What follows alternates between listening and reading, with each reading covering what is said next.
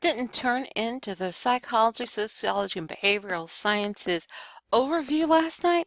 Let me tell you what you may be missing and why you might want to try to sign in next time. First, there are a plethora of assignments that want you to do different types of things. Sometimes you need ebooks to do this type of work. It's needed. The thing about ebooks will be that they will be able to define terms for you. They'll be able to give you chronologies and other ways some main ideas and theories work together in a way that you can find, understand, read, and cite. You can also look for finding history, gaining background on the topic, and understanding and finding seminal and classic articles, and also gives you some sort of synthesis about topics and ideas. So books have this great thing that you can use them for. However, they are not scholarly articles or scholarly research. Make sure you know that. Now the databases, these are databases that mostly contain scholarly articles, and I'm going to show you where to get to them. But one of the most important things you might know about the EBSCO databases is you can build your own search box. That's right, you can build a couple of these together to come up with your one search instead of looking in 5 to 6 different places. And that's pretty important. Also, anatomy of a scholarly article. You're going to be looking for something with professional language. Usually there's more than one authors. You have statements, abstract, you have a literature review. They talk to you about what they read to get to where they were and what they're trying to do. They're going to tell you methodology. They're going to say who they use, who they didn't use, how big the number of people were, and other demographic types of information about them. They'll also provide the conclusions. Do you know what? Sometimes the conclusions tell you it did not work. That still makes a good material for you to read because it shows you a direction you may not want to go or something you may want to improve upon. Perhaps you read in a methodology something you thought, hey, that's questionable, and you may be able to redo the experiment with your improved pieces. Also at the end, a scholarly article will have a list of references. What they read up here in the literature review will be referenced down here in the references. We have two odd but very important pieces in our psychology and behavioral sciences collection. Both of them are annual reviews. One's an annual review of clinical psychology, one is an annual review of psychology. Now our review is going to be somewhat different. It's still going to be scholarly and peer reviewed and ready for your use, but sometimes what it does is it takes more than one study and it compares the different ones. So the types of methodology and things that you will see are different, and once you come out of this review, you may understand more about your topic, you may understand different criteria, different ways to evaluate it, and maybe even the history of different ways that it's been reviewed. So these are very key. They're slightly different than some of the other articles in the databases, but they're also very important. We also have videos. Now these videos are going to be psychology specific, and they're going to have different things in them, including actual interviews and different types of group work and things of that nature. Finally, one of the most exciting things we have is the DSM library, and that's going to be new.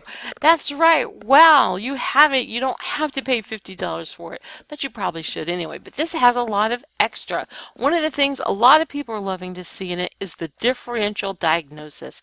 That includes decision trees where that you can read about one thing versus another and what might be one thing compared to another and the place that that breaks. Very interesting. It also has some journals that aren't always searched in the other databases. This is that list. And it also has additionally some ebooks, but only in these collections. Addiction, child and adolescent psychiatry, and geriatric psychiatry. Also, we have an area where dissertations are pulled out separately and very specifically to be search for. As you know, a lot of these will be 40 to 400 pages long. They're quite big, but they're very useful, specifically at the point where you yourself are trying to do the dissertation or you want to see different ways that objects are treated. If you're looking for an exhaustive list of things that people have read on a certain topic, these are a great place to do your research. And finally, when you attend one of these live, I'll talk to you about Google Scholar and how that wraps all of this together, including this full text scholarly article, citation searching, and Google Alerts. Yes, it is going to light up your searching. It's going to make you feel very strong and empowered with your research. It's really a good thing. And finally, I do want you to know, even though you missed this presentation, you might have not be able to sign up for the next one, I can talk to you about any of these things in person, online, through chat, through Zoom, just like this. What I'm going to leave you with is just to let you know how to set up to find your psychology subjects inside of the library. This is your campus commons where you come in to set up. You will go to the library resources. I like this one here because it takes you straight in. You will go to, let me straighten this out a bit. You're going to go to database list, click here. You're going to click subjects and you can do behavioral sciences, counseling, or psychology, and it's going to give you a list of things to try. You'll already recognize these two that I explained to you earlier. You will see psych articles and other things. Let me show you something though before I jet out of here. If you go to an EBSCO database and you want to build them all together, this is how you do it. You go right up here. Do you see where it says choose databases? Select for that. And here you can choose them all. You can choose psych articles, psych books, LBGT life, all the way up here to psychology, behavioral sciences. If your piece has something to do with criminality, you could check this. If your piece has something to do with community health, I would check CNOL. If your piece has some overlap with some medical and other issues, that is available too. So what you would do essentially is create your own database for your very own topic. Okay, before I get out of here, I want to make sure you understand about the dissertations. There's a block right here. You go in to hit this.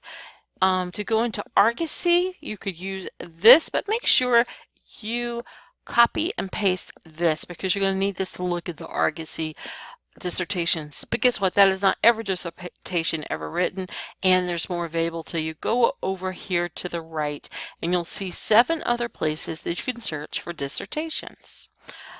And that should be pretty awesome for you because you can find all sorts of literature reviews and different ways that people looked at methodology or theories to look at something that you're looking at. I'm going to go back to the main page, and I hope you will remember, if you need any help whatsoever, take the time to ask a librarian or sign in and take a full class and not this really super speedy one that should come in under 8 minutes. Hope you have a great day.